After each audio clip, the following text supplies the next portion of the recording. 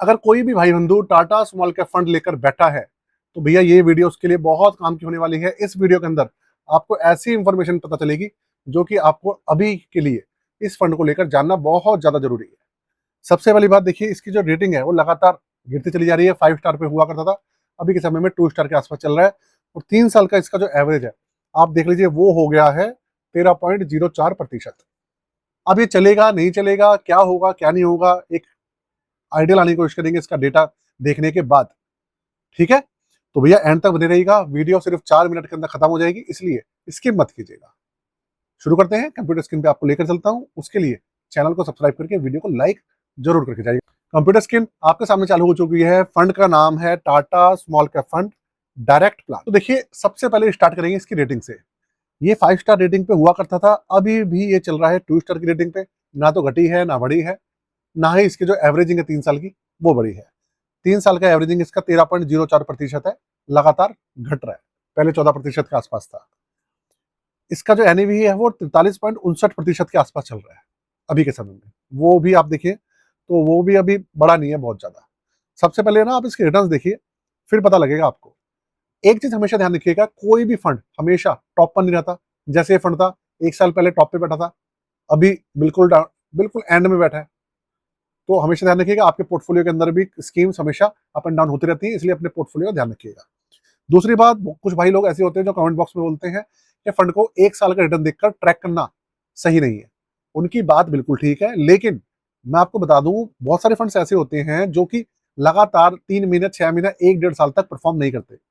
तो भैया ऐसे फंड्स को अगर आप पोर्टफोलियो में लेकर बैठे रहेंगे तो वो आपकी जो स्कीम्स चल रही है ना, जिनका एवरेज अच्छा है, उनका भी बुरा हाल कर देंगी। ओवरऑल आपका जो पोर्टफोलियो है उसका एवरेज बिगाड़ बिगाड़ देती है, और कंपाउंडिंग बिल्कुल एफडी के से भी कम कर देती है कई बार, तो अगर उनके अंदर एलोकेशन ज्यादा है तो।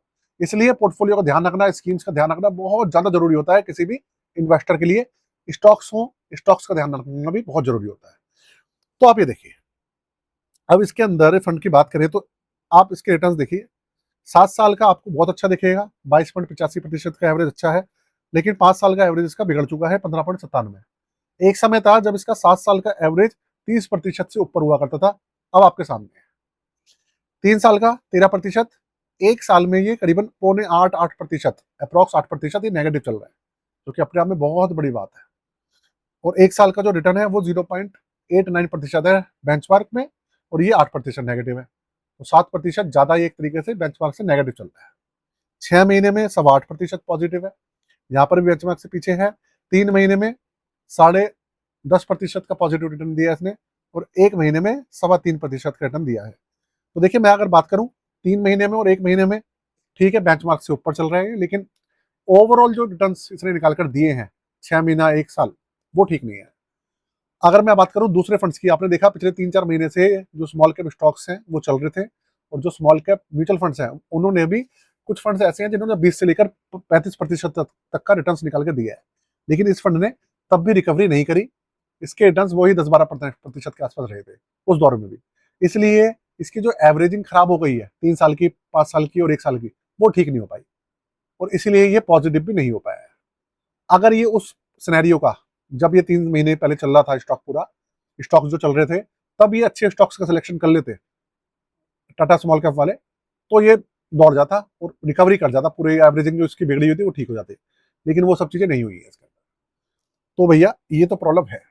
3 महीने से 1 महीने चलिए ठीक ठाक है, फिर भी ठीक ठाक है, लेकिन बहुत ज्यादा इसके अंदर परफॉर्मेंस में फर्क नहीं आया है। ठीक, ये कंडीशन है अभी। पोर्टफोलियो की बात करूंगा, पोर्टफोलियो भैया देख लेते हैं पोर्टफोलियो कैसा चल रहा है अभी। 92.94%, ऑलमोस्ट 93% इक्विटी होल्ड किया हुआ है अभी, और 7% इसके अंदर अभी के समय में है कैश। और बात करूं लार्ज कैप, कुछ भी नहीं है इसके अंदर। मिड कैप 8% और 92% है स्मॉल कैप। 62 है इसके अंदर स्टॉक्स टोटल।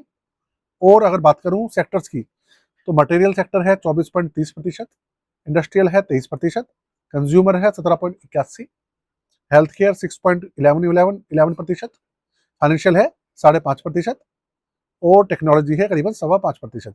ये इसकी हिस्सेदारी है। मेजर इसके जो सेक्टर्स हैं वो है। फंड के अंदर प्रॉब्लम क्या है, मैंने आपको बताया, स्टॉक्स का सिलेक्शन ठीक नहीं है, अपडेट ये कर नहीं रहे हैं, ठीक से अपडेट नहीं कर रहे, इसलिए प्रॉब्लम। 2018 से आप देख लीजिए 2026 चल रहा है, अब 7 साल हो चुके हैं, 8 साल होने को है इस फंड को। तो भैया ये है। बेस एक्सपेंस रेशियो इसका बढ़ चुका है, पहले 0.31% हुआ करता था, अब वो हो गया है 0.41%।